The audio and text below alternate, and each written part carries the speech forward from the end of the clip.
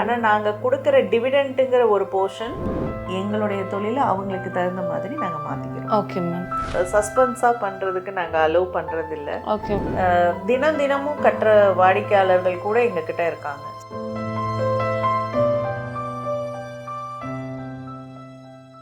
இப்போ பேங்க்ஸ்லனா ஒரு இன்ட்ரெஸ்ட் தராங்க இல்லைங்க மேம் பணம், அந்த மாதிரி நீங்கள் ஏதாவது இன்ட்ரெஸ்ட் தரீங்களா அந்த சிட்க்கு?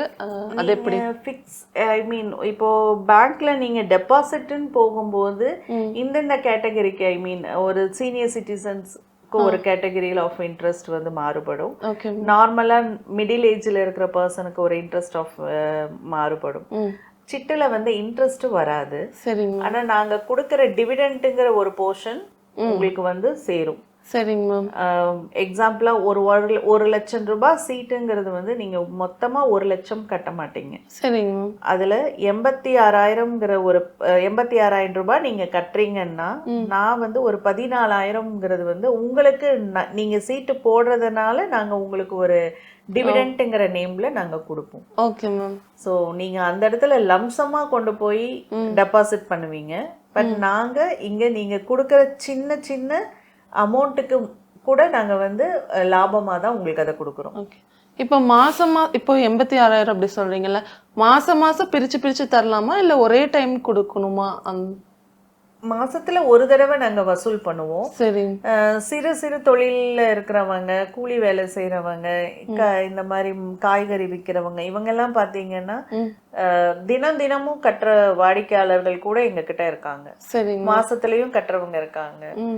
இந்த மாதிரி அவங்களுடைய சூழ்நிலை என்னவோ அதை பொறுத்து தான் நாங்க வந்து எங்களுடைய தொழிலை அவங்களுக்கு தகுந்த மாதிரி நாங்க மாத்தி அவங்களும் பயன் பெறணுங்கிறத தான் நாங்கள் முன்னிலையாக வச்சு செய்கிறோம். சரிங்க. ஸோ அப்போ அவங்களும் வந்து பண்ண முடியும் இல்லையா?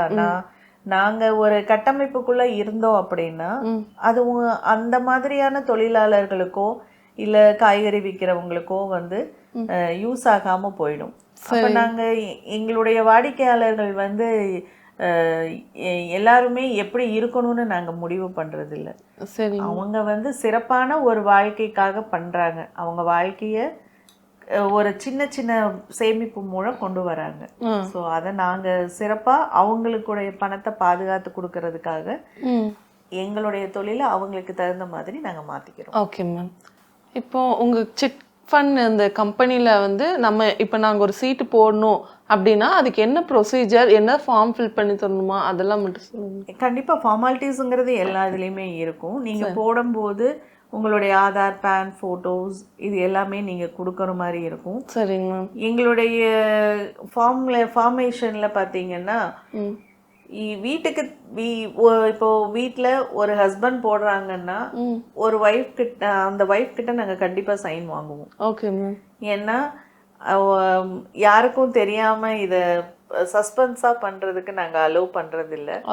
ஒய்ஃப் போட்டா ஹஸ்பண்ட் கிட்டயும், ஹஸ்பண்ட் போட்டா ஒய்ஃப் கிட்டயும் கண்டிப்பாக சைன் வாங்குவோம். நாமினியா ஒருத்தர் கிட்ட சைன் வாங்குவோம். அடுத்தது ஒரு கேரண்டர் வாங்குவோம். இது எல்லாமே வந்து நீங்க போடுற பணத்தையும் பாதுகாக்கிறதுக்காக தான், அதே மாதிரி மத்தவங்களோட பணத்தையும் பாதுகாக்கிறதுக்காக தான். Okay ma'am. ஸோ இந்த ஃபார்மாலிட்டிஸ் கம்ப்ளீட் பண்ணுவோம். பணம் வாங்கும் போது யாருடைய சீட்டு யாருடைய அக்கௌண்ட்டுக்கு போகுது, அதே மாதிரி அவங்க கிட்ட நம்ம என்ன வாங்கியிருக்கோம், ஷூரிட்டியா என்ன வாங்குறோம், இது எல்லாத்தையுமே நாங்க முன்னேற்பாடா ஒரு வாடிக்கையாளர்கிட்ட சொல்லி அவங்களுக்கு புரிய வச்சு அதுக்கப்புறம் தான் அந்த ஃபார்மாலிட்டியை கம்ப்ளீட் பண்ணுவோம். Okay ma'am. பேங்க் டீடைல்ஸ் அந்த மாதிரி ஏதாவது கொடுக்கணுமா உங்களுக்கு? இல்லை உங்களுக்கு பணம் வந்து நாங்கள் பணமாக கையில் கொடுக்கறதுக்கு எங்களுக்கு கவர்மெண்ட் உத்தரவு கிடையாது. சரிங்க. ஸோ ஒவ்வொருத்தருடைய அக்கௌண்ட்டில் போடுறதுக்கு தான் வந்து நாங்கள் பேங்க் டீடைல்ஸ் கலெக்ட் பண்ணுவோம். சரிங்க.